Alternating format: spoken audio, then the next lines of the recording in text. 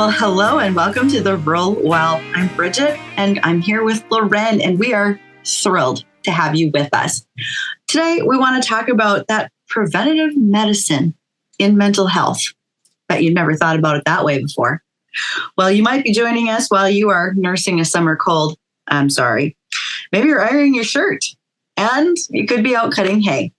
We are so glad that you are joining us. We had the well-being of rural areas like yours in mind when we built this episode. And we know the ag industry has its challenges, but we are right alongside you and cannot wait to connect and inspire one generation and legacy to the next. Lauren, what do we get to do today? Oh my goodness. I love that, you might be out cutting hay. I don't know about you, Bridgette, but to me, there is nothing quite like summer with a fresh cut of hay and the smell of it. And I love looking out over the hay field and seeing the nice, neat, tidy rows. That's what happens when my husband cuts the hay. When I cut the hay, I usually take out the fence line. I'm a little notorious for it, actually. I was accused as a child when I was supposed to be cultivating corn of creating more iron blight than I was helpful. So I'm right there with you.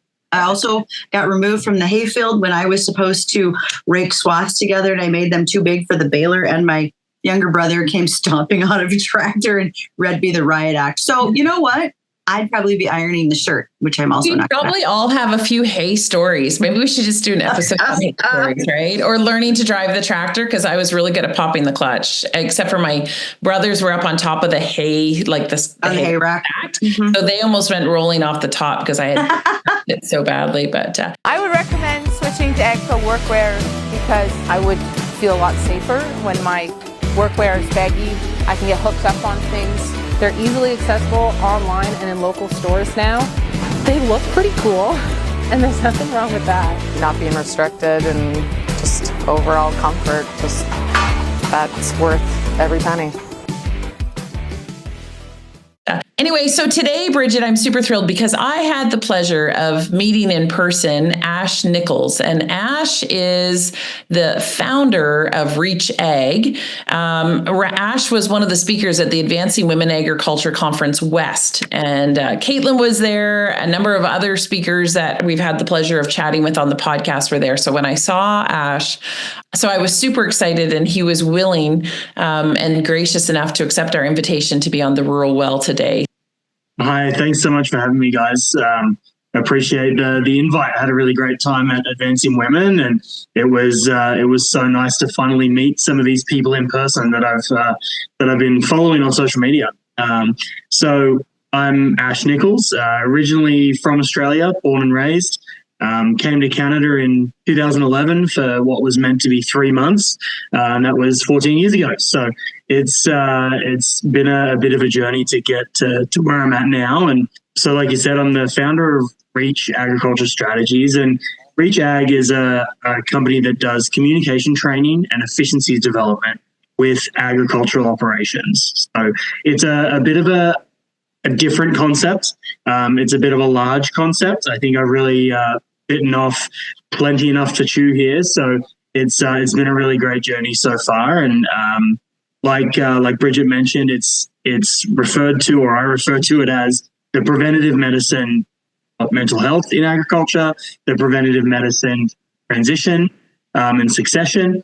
And it's kind of a way to make sure that people are getting along and that people are enjoying their job, they're able to do their job, and they're set up for success, and that we can all have a bit of a better day-to-day when we're working in the field or in the barn. So, Ash, I heard Lauren say she heard you speak some truths at the conference that you were both at. Do you remember what were some of the things that you said that maybe really stood out to your audience that day? Because I bet all those listening today would be curious too. Yeah, I think there was a couple of truths in a couple of different ways. During the workshop that I ran was called Not That Gate, The Other Gate. And it was about what our livestock can teach us about communication. So the entire basis of Reach Ag Strategies it came from a phrase I heard at a conference I was at, which is low stress people handling. So we all know about low stress livestock handling, coined by Temple Grandin and developed over the years. It's now the standard, right? And low stress people handling, I hope, becomes the standard as well. So when we were in that workshop, I was talking about different personality styles and different types.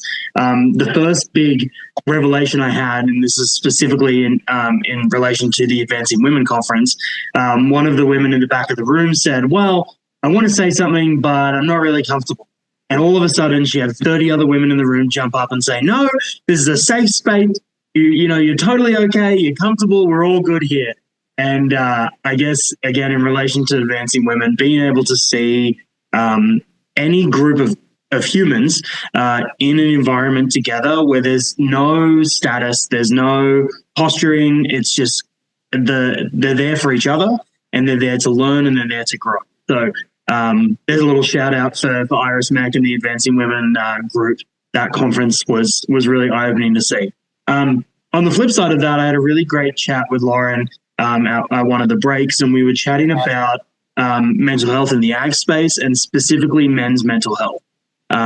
Because, of course, in that environment, I see 300 women come together, and it's a really positive, forward-thinking, progressive space. And my first thought is, man, I wish we could do this with men. And I chatted with Lauren about that and what that would look like. And obviously, we're two different groups and different demographics. So I think the realization there was kind of, and the truth we spoke was understanding that there are differences, and understanding that our approach to mental health and our approach to change and our approach to kind of opening the eyes of people in our industry needs to be really tailored, and it comes really differently depending on what the group is. If you could say something to a man who's listening to the podcast, because when we look at our numbers, there are a significant amount of women that listen to the podcast. What would you say to some of the men that are listening who might be struggling? We're entering into a really busy season. Is there anything in particular that you would want another man to know? Mm-hmm. I think that I'd like other men to know two things. Number one, that once you do the work, once you're able to get in that space and do the work, it's really good on the other side. It feels really good. Once you can kind of be vulnerable enough to open up to, understanding that you need to develop and grow. Once you get through the other side of that, it feels great. And the other thing that I'd like, other men to know is that this is real. This isn't just fluff. This isn't just the cute talking stuff that we just want to do because. This has real effects on individuals. It has real effects on businesses, and therefore it has a real effect on our industry. So, I think that understanding that this is real and this is a real problem. However, there are real solutions, and that we can do something about this. And when we are able to do the work, it's really great on the other side. So, Ash, I'm going to ask you this. When you said about you were at a women's conference and the women were able to say, nope, say whatever you want here. We're comfortable with that. But men don't tend to do that. How do we change that? Is it that men come together for something else? Maybe they're getting together to workshop on financial planning within their farms, et cetera. And then it slowly it brings in little bits and pieces of mental health awareness?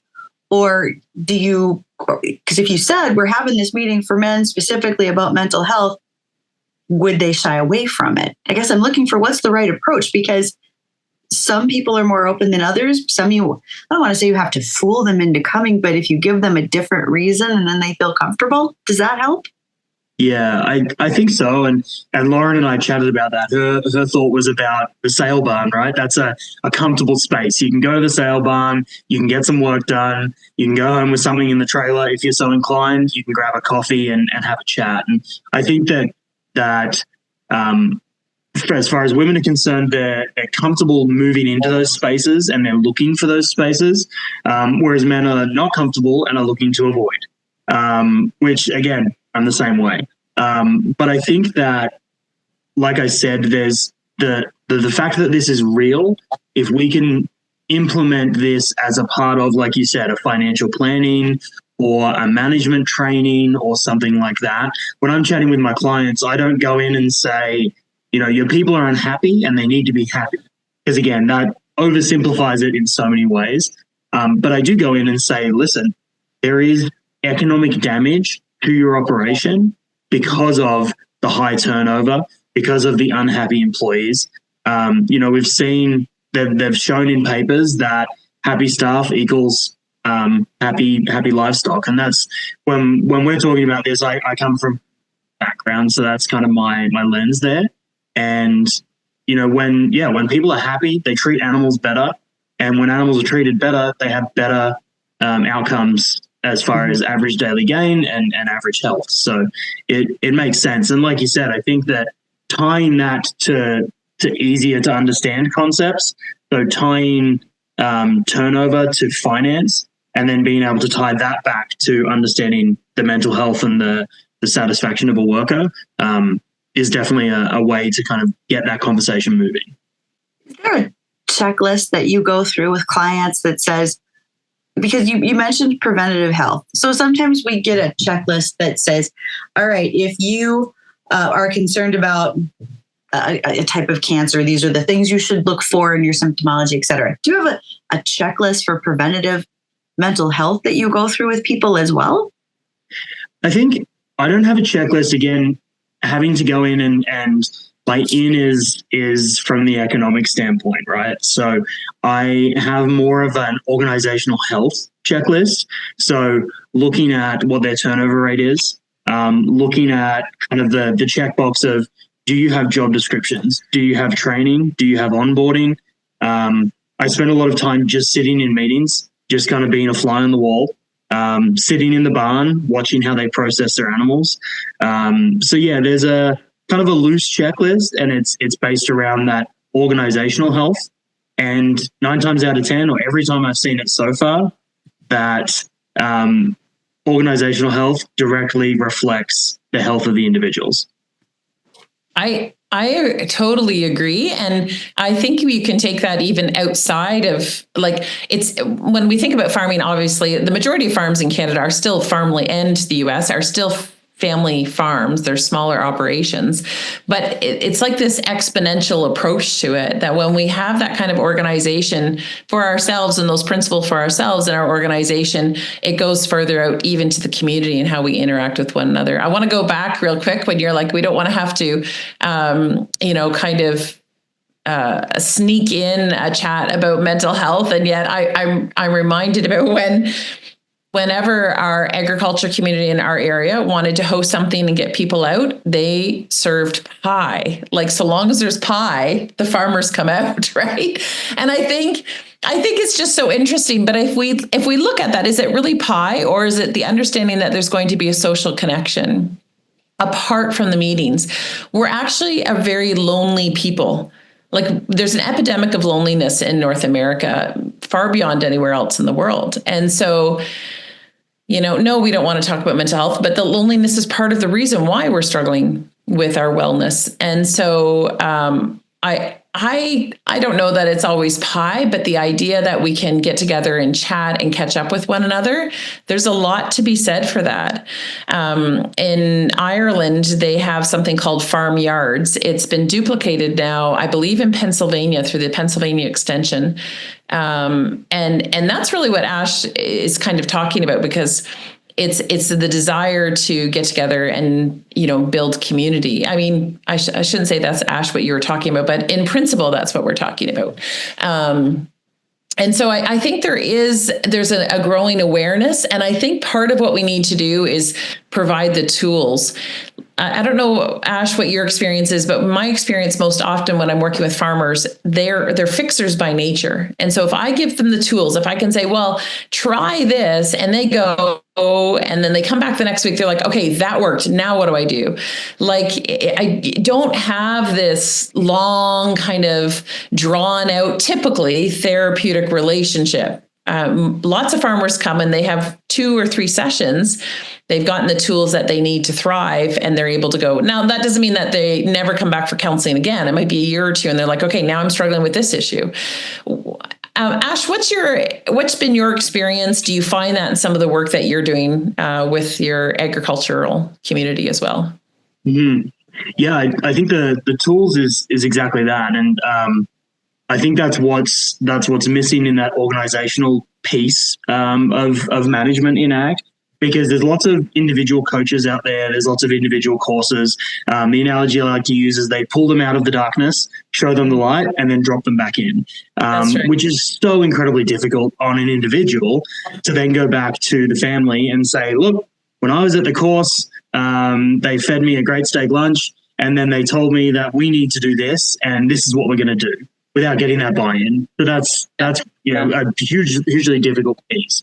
But that's why I'm looking at giving the tools to the organization as opposed to the individual. And it filters down and it gets to the individual, of course, because it has to, otherwise there isn't that buy-in. But it is definitely a balance between the two. But yeah, when we're talking about tools, again, the tools that I'm introducing are not necessarily revolutionary. If you go to an oil and gas company downtown Calgary, they have all of these things. Now, are they a little more corporate? Are they a little more square and in a box and neatly put together? For sure. But that's their reality that they can live in. Whereas in agriculture, we all understand that, we can have a great job description, but if you're at a feedlot and you're working in the office and there's a massive breakout, you're going to get out and you're going to help. So there's definitely a little more fluidity to the tools that we're giving. And that's why it's more about the concepts and the bigger picture than dealing with the individual. Ash, help me understand, what are some of the really great tools that you've used to work with families that are going through succession? Is there anything in particular that really stands out? Mm-hmm. I think number one is having effective communication. And again, I feel like that's becoming a buzzword at this point, and it's just something that everyone says. But at the end of the day, it's pretty cut and dry. And I've been accused in the community of oversimplifying this whole deal. But at the end of the day, if the family can't communicate, if the siblings hate each other, then it doesn't matter what the lawyer says. It doesn't matter what the banker says. It doesn't matter who's getting what piece of equipment. They hate each other. So let's take a couple of steps back. And again, this is, in some contexts, it is very much simplifying it. But the reality is that you need to get to that base level of understanding first. So that's when we're talking about tools, it's having a base understanding of what are the core values of the operation, get everyone on the same page there. What is the organizational structure? So as much as it can be uncomfortable to maybe, again, when you're talking about a sibling scenario, it can be uncomfortable to have to put one in front of the other. At the end of the day, the line of we need to run it like a business is not enough. That still, I think, is seen as like a progressive term, is run it like a business, because it's just like a business. It is. It just is a business. And that really gets me when people say, no, I'm running it like a business, and that's really good. No, you're running a business, period. It doesn't matter if you have, 3 4-H steers. It doesn't matter if you have a 50,000 head feedlot. Everything in that spectrum is a business. So I think that, when we're talking about tools, it's definitely about getting everyone on the same page, developing a baseline understanding of what needs to happen, and then moving forward from there. Because if the first call you make is to a lawyer, you've missed 100 steps before that. It's so interesting to me, because when we talk about communication, some of the families I've worked with, they feel like they have really good communication because they'll say whatever's on their mind. But that really doesn't mean effective communication. There's some specific tools when it comes to effective communication. And when I think about some of the farm families that I've worked with over the multi-generational piece, sometimes there's a misunderstanding of what effective communication really looks like. Do you find that as well? 100%. A text chain, a group chat, my least favorite thing on this planet is a group chat. I understand that they are necessary. I understand that we need to have 15 different WhatsApp chats. But at the end of the day, it does not replace in-person communication. Working with teams of managers and saying, what is your communication structure look like? And they say, the first thing they always say is, well, we have a group chat. I go, okay, so do you have a meeting structure? Do you have, scheduled times that you actually do one-on-one face-to-face communication? Because of course we know that a huge percentage, I think it's like somewhere in the 92% of communication is body language and tone. That's right. And I have definitely made mistakes over text with tone where, I'm Australian, so I'm sarcastic as they come. And that does not come off over text. So I think that, when in these environments, we need to be sure about purposeful communication and having a good reason behind it. So again, it's not just a meeting to have a meeting. With some clients, I've changed the names. Instead of it being a meeting, it's a tailgate, as in like a daily check-in, or instead of a town hall or like a whole company meeting, we're calling it circling the wagons, because it kind of changes the tone of what that looks like. But yeah, I think it's super important that just because you are moving information from one person to another, that doesn't mean you are communicating. Okay. I want to go back to something that you guys said. I've been taking notes and trying to find all sorts of things here to be doing while we're talking. And one of the things that I don't know that there's a statistic for it, so I'm going to ask for Ash's opinion. I heard Lauren say that we have an epidemic of loneliness in North America. But Ash, did you see that in Australia? Or is it more predominant to this continent? Mm-hmm. I don't think it's exclusive to North America. I definitely, I know in the UK, like Lauren said, like Ireland started up some programs. I know that in England, they had massive programs to help seniors with loneliness. In Australia, my experience in ag was I was kind of raised alongside it, and I didn't really work in it that much until I came over to Canada. But my understanding of growing up in a rural community of about 2,000 people is that it's definitely an epidemic. The importance to local community is huge, and it makes a huge difference when there is space to connect and opportunity to connect. It changes kind of the vibrancy. So the example I'm thinking of, that was kind of a roundabout way to get there. The example I'm thinking of is my hometown. We always had a very strong rugby club. I played in that rugby club as a junior all the way into seniors. In 2017, I had to go home due to some visa things, and the men's rugby club had just restarted that season. And we went through, and you could make a movie about it. It's a real like storybook tale of, everyone comes home and restarts the club, and we ended up winning the grand final that year. It was a real storybook thing. But the vibrancy that brought to the community was huge. It gave, specifically when it came to men, it gave local rural men an opportunity to connect. People came together for training. They came together for games. Then you would go for a beer after training.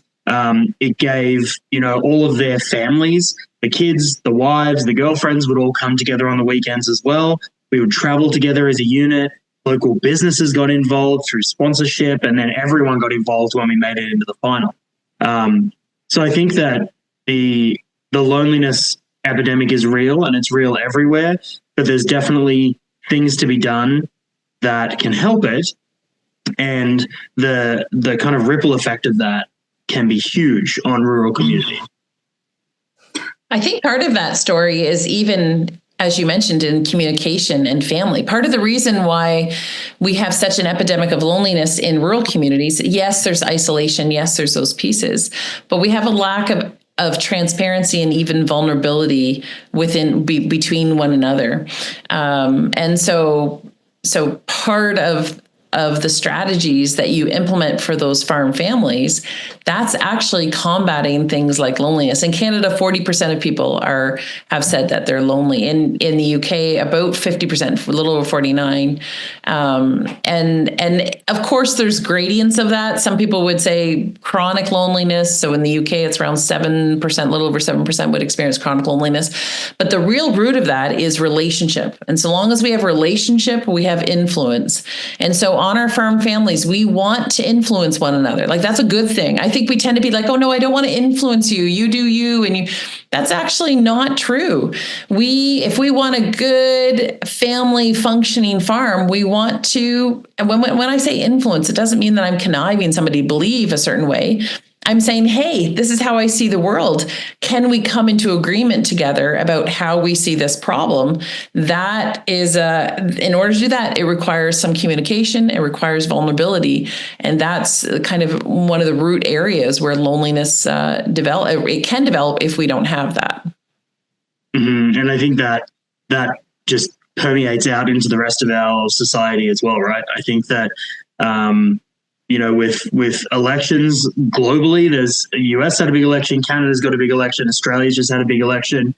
I think it's incredibly relevant to be able to communicate and find middle ground and learn from one another. So not to get too philosophical about it and too global with it, but it's definitely relevant. It is. Ash, I so appreciate our conversation today. I think you've offered our listeners some real gems. I would encourage people to look and to reach out to Ash. Ash, where can people find you if they're interested in learning more about Reach? Yeah, so I've got my website, which is reachag.ca. And on LinkedIn, just look for Ashley Nicolls. I'm quite active on LinkedIn. I like to lay out all of the thoughts I have in my brain, which sometimes are coherent, sometimes not so much. And then on Instagram as well, Reach Ag Strategies.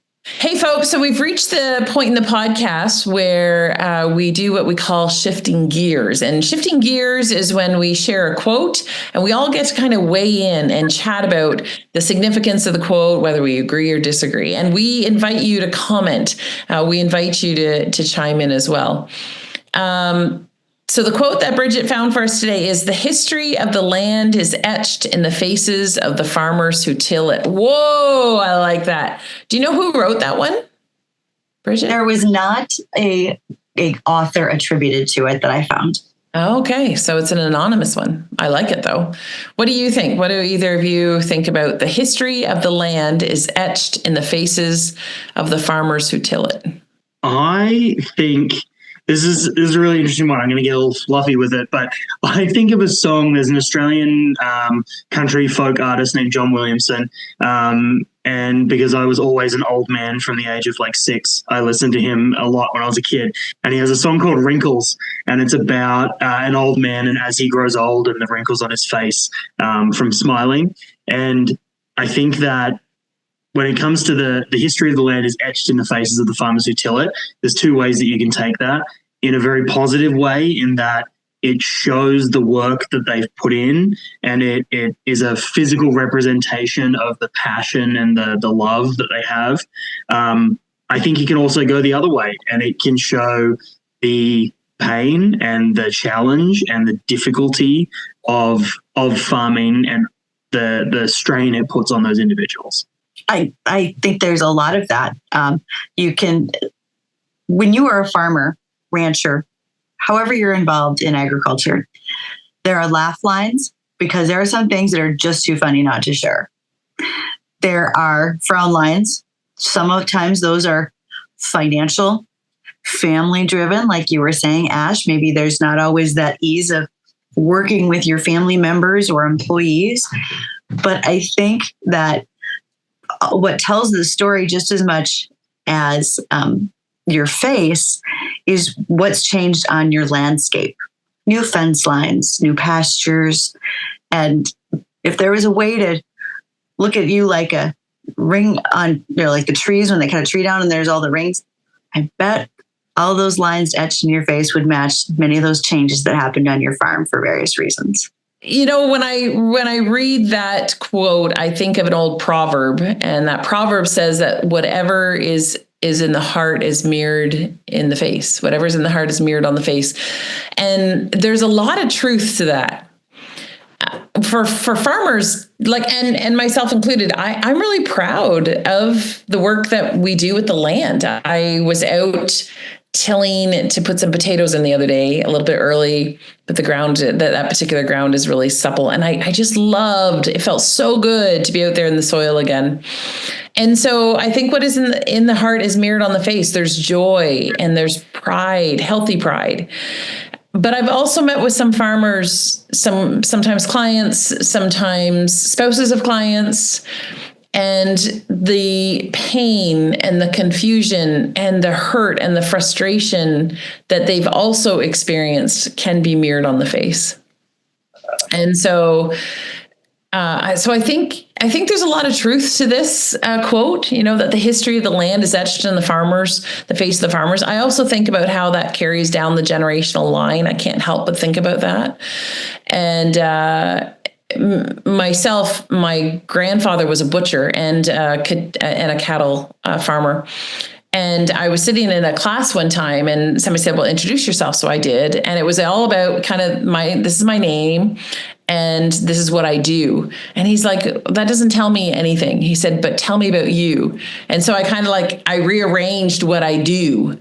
I'm also this, I'm also that. He's like, no, but tell me about you, about your people. What should be? And so finally I was like, okay, well, my grandfather fought in World War I and was a butcher. He's like, oh, you're from the butcher clan, and so I think about that history from my own family, and it's still part of who I am. It's still it's etched on my face, for lack of a better term. So I like the quote. Mm-hmm. I like that, what Bridgette said about the tree with the rings. And I think that to combine what both of you were saying, in that you could almost look at the tree as like a family unit, right? Like that continuous kind of growth. And when you're looking at trees, you can tell if it was a drought year, you can tell if it was a flood year, you can tell if the tree was, half cut down, you can tell all of these things. And when you finally do get a full cross section over the life of that plant, it really tells a story. So yeah, I really like that connection. Oh man, there's so many analogies, so many. And now I'm thinking, we're talking about trees. Woo!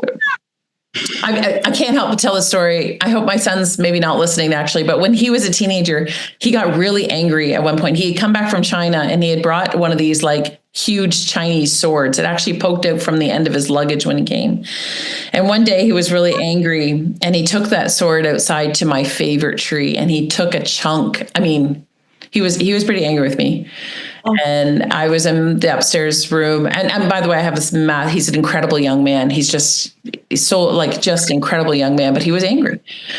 And that tree this year has finally finished actually healing over. And this is probably 10 years ago. Mm-hmm. And I think that tree tells part of our story. And I think as farm families, we have stories. We have a story. And some of it is woundedness and some of it is healing. And so there's power in telling those stories, which of course brings us back to Reach and to the strategies that they are able to share with our listeners. So yeah, great quote. Good job, Bridgette. Well, thanks. All right. Then I got one more thing for the both of you.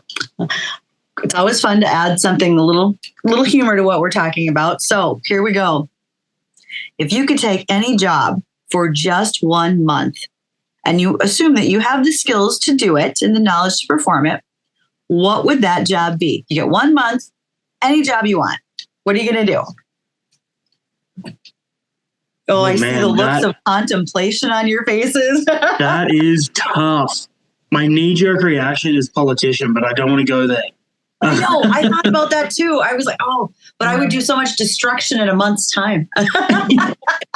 Yeah, you can. Yeah, great power, great responsibility, right? Mm-hmm. Man, that is tough. I think I would probably, and this was one step that I never fully took in my kind of equine career when I was guiding, was I never got into packing.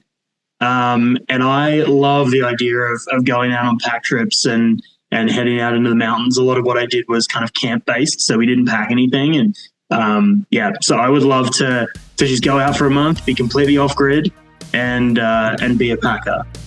Now, I'd probably get a week in and want to call my wife and come home because I'm a big old baby like that. But the idea is there. Oh man, so I'm with you on that. So my brain immediately was like, oh, you could do this or this or this or this, you know?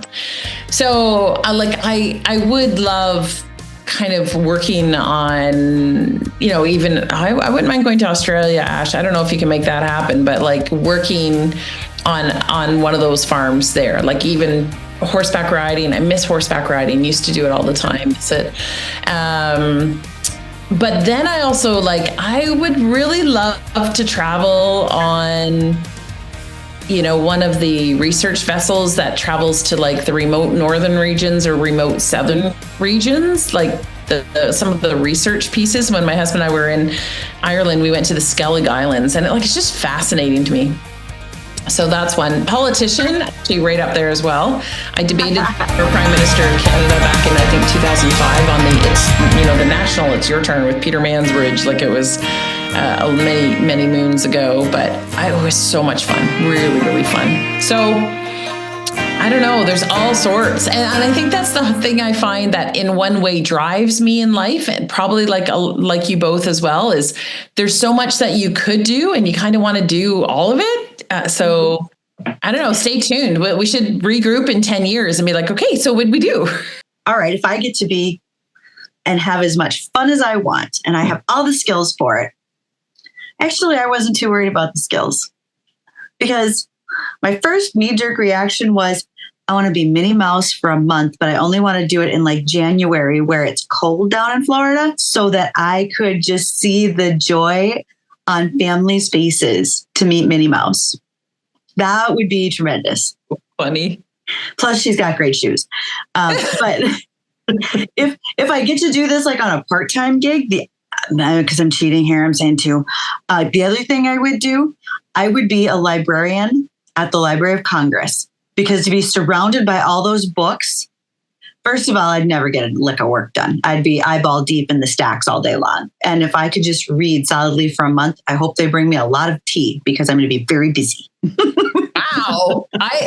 That's so interesting. Though neither of those two crossed my mind at all. But yeah, I could see that would be passionate. Although not the Minnie Mouse one, and definitely not those shoes.